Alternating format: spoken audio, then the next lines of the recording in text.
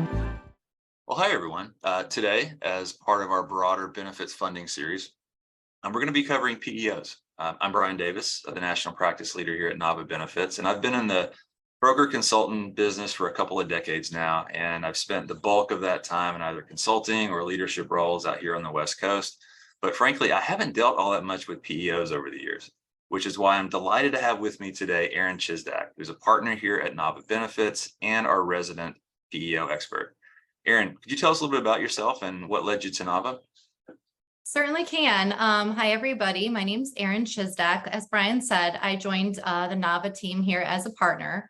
Prior to my time here at Nava, I was at one of the largest insurance agencies in the world, helping small and mid-sized companies kind of evaluate their benefits programs. Prior to my experience as a benefits broker, I worked for one of the largest payroll companies, helping employers review human capital management software strategies, benefits, and PEO solutions.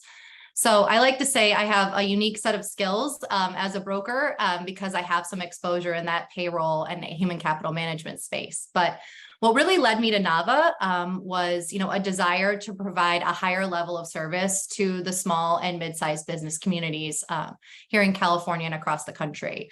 Time and time again, I worked with HR teams that, had a desire for greater support, mentorship, and really just needed to lean on their benefits teams in a greater way. And that really was the type of service that I wanted to provide my clients. So I'm happy to be part of the Nava team as your PEO resident expert. Great. Thank you, Erin. Well, let's dig into the topic du jour, the PEO. I'll start with a pretty simple, but also fairly complicated question. What is a PEO and how does it work? Oh, well, PEO, I think let's start here. PEO stands for Professional Employee Organization. And for HR teams that maybe have had exposure to them, you might have heard them as maybe called co-employment or employee leasing before.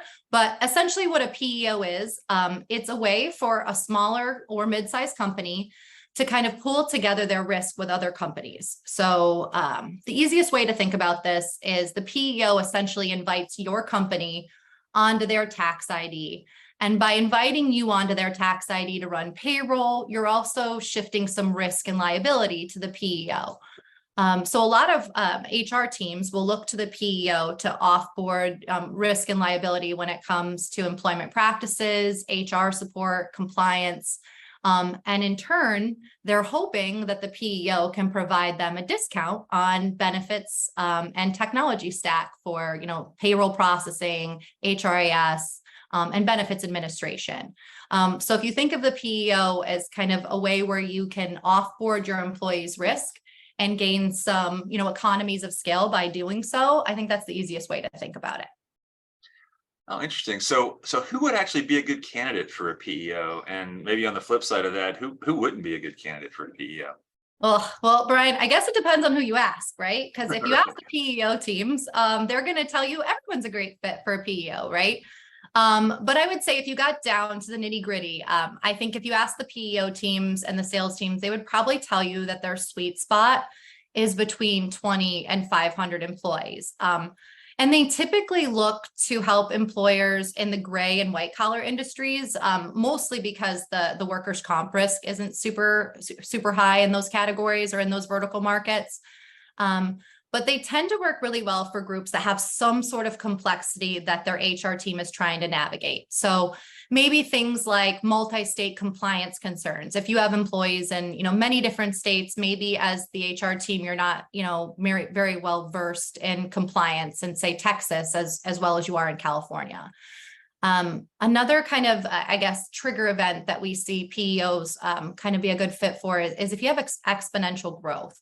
So if your company is growing very rapidly, you're adding headcount across the country, all over the place, it's potentially advantageous for the PEO to offer some sort of infrastructure to help you scale across the country. And last but not least, I think one of the things that might make you a good fit for a PEO is if you have a leaner or greener HR team. So if your HR team is, somewhat small compared to the general size of your organization, or if the HR team member, only has a few years of experience and doesn't have, a ton of at-bats under their belt, scaling companies or managing multi-state complexity. The PEO can actually be a really good fit for those organizations. But I would say from a benefits broker perspective, if I put that hat back on, I've seen them be very helpful with groups where maybe they don't have a cluster of employees in a certain geographic area. So as a benefits broker, we often have a hard time placing insurance when there isn't a majority of employees in one state. Say maybe you have one employee in New York and you have one employee in California and maybe one in Texas. If you don't really have a cluster of employees, it's really hard to find out which state you can write the policies out of. So as a broker, I tend to look for PEOs for clients that have that type of complexity and they're just demographics and geographic regions. And I guess if you want to take it one more step further from HR's perspective, you might not necessarily be looking to a PEO to solve, for a benefits concern or to scale your benefits program across the country. But maybe you're just looking to outsource some of the workload. A lot of the groups that I talk to that have PEOs maybe have one HR person for maybe 60, 70 people. So the PEO provides, a way for that one HR director to offload maybe some compliance items, maybe handbooks, maybe leave management. But they can kind of leverage the PEO's expertise in certain areas to just get some more support. Now, I think, Bryan, the second part of your question is maybe who it's not a fit for. Is that right? Exactly. Oh, well, I would say, for companies that, have really solid HR teams in place, if you don't really need the outsourced support of an HR, team, then you're probably paying way too much for a PEO relationship, then they're really bringing value. So I also find that a lot of companies are looking to PEOs to kind of, streamline their technology solutions. And I would say, 10 years ago, it was really hard for companies with 40, 50, maybe even 100 employees to find, a payroll system with a Ben admin system that was integrated. But nowadays, those types of solutions are kind of a dime a dozen. So you don't have to look to PEOs anymore, in 2023 and beyond to just find that, that one platform. Everything in one place used to be the PEO sales, the sales pitch. You get everything with one vendor and everything syncs from hire to fire. Your technology stack is in line. But nowadays, there's plenty of vendors that can provide that solution to companies in that market segment. So I would say the PEO isn't necessarily a great fit anymore for companies that are looking for that one platform concept for their technology stack. And are PEOs, do they care who comes into their organization? Like, how do they figure out like what's a good fit for them and what's not? Well, remember, PEOs aren't necessarily just handling payroll and benefits for their clients. So one of the reasons why a company might get necessarily knocked out of being able to even enter into a PEO relationship is if their workers' comp or employment practices liability is high. So if the company, has a riskier workers' comp class code, maybe something like a construction company, a manufacturing company, roofing companies. Now, I'm not licensed in workers' comp, but those are pretty risky organizations or risky workers' comp class codes. A lot of the times the PEOs are only looking to kind of cherry pick risk in that workers' comp category where it's just risky enough to be high premium and make good revenue, but not risky enough where they would be exposed to claims. And the same thing happens on the employment practices liability side as well. Most PEOs aren't looking for companies that have had bankruptcies or multiple lawsuits in the employment practices category. From a benefit standpoint, though, I think is where you're going with your question. From a benefit standpoint, PEOs underwrite a client before they will allow them onto their tax ID and allow them to offer benefits under their umbrella. And what I mean by that is when we go out to market for insurance, the carriers are almost always underwriting the risk of the organization based on how old the group is, how many male, how many female. In some cases, it really is just based on how old the employees are.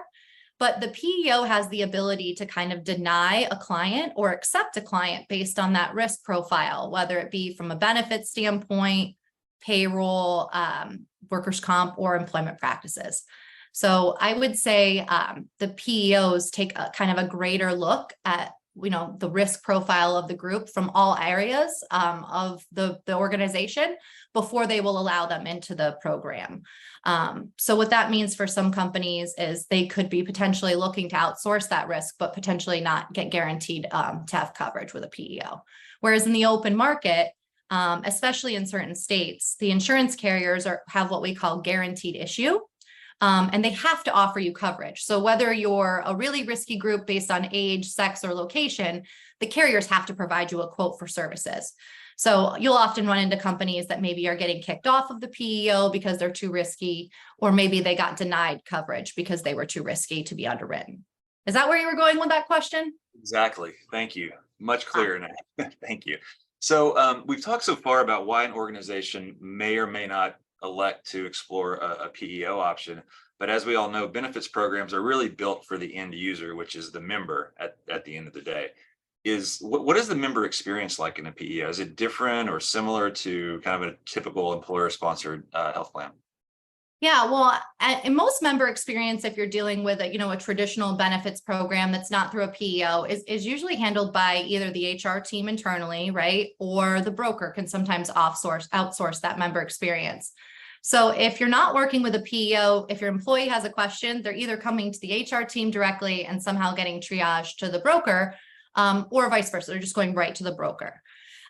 In the PEO, a lot of the company kind of member experience gets offboarded to like a 1-800 PEO number that the employees can call, right? You've got to think these PEOs have 300,000, 400,000 worksite employees under their umbrella, and have, potentially even more when you consider families that are attached to those members. So they can't necessarily give you Brian or Erin's number and say, call them and get the answer, right? They have to call a 1-800 number. So a lot of the times PEOs will often leverage like a benefits advocate line, but that's also often typically outsourced to a third party. So some of the times what I hear from HR teams is the PEO's maybe member experience solution is a little lacking. It maybe lacks a little bit of that one-on-one concierge feel. And if the employees need something, that 1-800 number might not feel as cozy as, reaching out to Brian or Erin or someone on the HR team for support. Got it. And what about the HR experience or just the organizational experience in terms of the lift that it takes to actually be part of a PEO? Well, I think one of the misconceptions of PEOs is that once you outsource it, maybe once you outsource your HR to the PEO, that it's kind of set it and forget it. But you have to remember, like once you enter into these relationships, you're shifting your risk and you're outsourcing your risk, but someone still needs to manage the PEO, right? The PEO isn't there to take power of attorney and make decisions for you. So you still need to provide somebody at your organization kind of that quarterback role and provide the PEO guidance on, how does your payroll function? How does your PTO policy operate? How does your contribution strategy need to be set up for benefits? So it would be a beautiful experience if everything was kind of outsourced and offboarded from the HR teams, but there's still someone on the team that needs to manage the PEO day to day to ensure that things are running smoothly. Oh, got it. So we talked earlier about organizations that might not be great fits for a PEO, certain profiles. What are some other potential drawbacks that companies might want to consider? Well, I'm speaking from experience here because I help a lot of companies kind of evaluate these solutions. And I would say, I typically hear a couple different things. I think the number one concern that I have from clients that are looking at evaluating leaving one of these solutions is they're struggling with the lack of service and support. Again, these companies, these PEOs are managing hundreds of thousands of clients. So it's really hard for them to deploy, a concierge level of support. Now you might have a client, account manager that you work with, but that person typically has, 80, maybe 100 accounts that they also work on every day. So you're not really getting, that concierge feel that you would like from a service and support model. Another thing that I usually hear is that, when you need an answer to a question, it's often like, here's the support article, go answer your own question. There's the PEO often fears to give a direct answer because again, they're sharing in the risk and reward of your group. So if you do something Let's say you ask them a question about a termination and you don't follow their response to a T, you could be exposing them to a lawsuit because you're in a co-employed relationship. So the PEO is almost always managing their own risk of dealing with your risk. I think the biggest drawback that I hear, though, from clients that are looking at these PEO solutions and kind of, finally at a breaking point where they need to, discuss potentially leaving them, is the fee structure. And I think this is the only way I can explain it is kind of like a shell game. The PEO will charge you a benefits fee, right? So a lot of the times companies are enticed to enter into the PEO relationship because there's some sort of perceived discount on their benefits offerings, right? If I'm invited onto your tax ID and now I have 300,000 employees that I'm going to market with for benefits, I potentially can get cheaper rates and cheaper programs, cheaper benefits costs by being part of this larger organization. But the PEO almost always has a cost of doing business fee.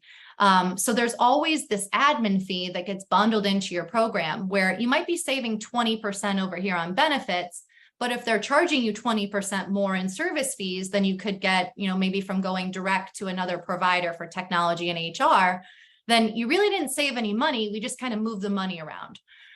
So I would say a lot of clients that I work with get to that tipping point, right? There was value in the beginning of the discussion with the PEO. Maybe there was some cost savings on the medical, and maybe there was some infrastructure savings by having everything in one place.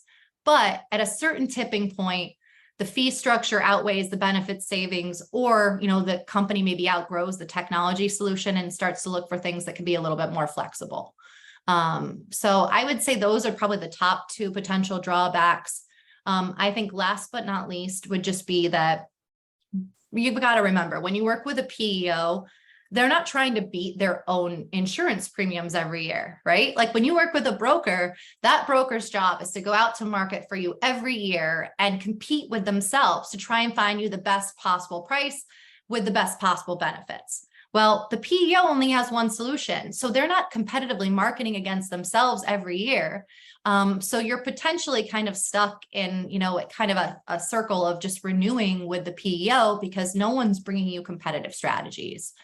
So I would say those are probably the top three, lack of, that concierge service and support that you're used to seeing with your broker, maybe some loss of control in that, that fee structure, maybe lack of transparency is maybe the best way to describe it.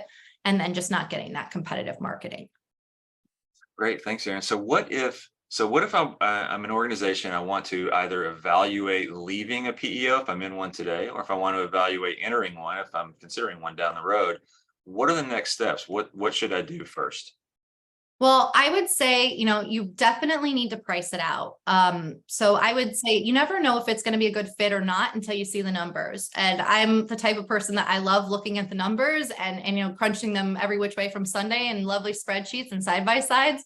But it's not necessarily always all about the numbers, which is sometimes frustrating to me. And my role is like, we could be saving, a company thousands of dollars, but if on their wish list of items that they're trying to accomplish for their organization is to offboard some of the compliance risk and some of the risk that the HR team has with compliance, then, maybe that just doesn't necessarily jump out of a spreadsheet. So what I tell clients to do is whether you're evaluating going into a PEO or leaving a PEO, you've got to get your wish list item down. So what are you hoping to accomplish either leaving or joining the PEO? And I hate to say it, like it's a lot of work, right? We just saw, the puzzle pieces. There's tons of things that go into evaluating a PEO. It's not just benefits, it's technology, it's 401k, it's workers' comp. So you really should be working with a broker that has experience in both placing PEO business and what we like to call in the industry is extracting from PEOs. Because the broker, not to just be selfish and say we want to work on your account, but we have experience evaluating all of those little shell games, right? So we know which PEO is hiding money over here or where the fee structure might have been moved, so maybe we are seeing 20% savings over here, but a 50% cost increase over there. And I think that the broker relationship can really be helpful in evaluating the ins and outs of the programs. Some of the things that we typically see might be off when we do our competitive analysis is, Sometimes the PEO isn't necessarily looking at your medical networks too closely. So you might be saving that 20% figure, but if half of your employees lose their doctors, you're not going to have a very happy open enrollment. And like I said, I think there's just, a lot of inflated, savings and kind of money moving around, to try and make it look really pretty on a spreadsheet for you to make, say yes to the PEO. But once you have it all evaluated and you have it side by side, it's often really easy to understand where the money is hiding and where it's an advantage and where it's a disadvantage. Well, great. Thank you, Erin. You did a great job breaking that down for us. It is like I said at the beginning, it's a pretty simple, but also pretty complicated topic. And I really appreciate your insight on that. And everyone, that brings us to the end of our session today. A special thank you to Erin for joining us and walking us through all of that. Hope everybody found the session useful and helpful. And if you're interested in learning more about PEOs or any other type of funding arrangement, we have a session like this for every option on that funding spectrum. So if you have questions specific to your organization, please feel free to email me here at the email address you see on the screen, or directly to Erin as well. And thanks again for joining us, and have a great day.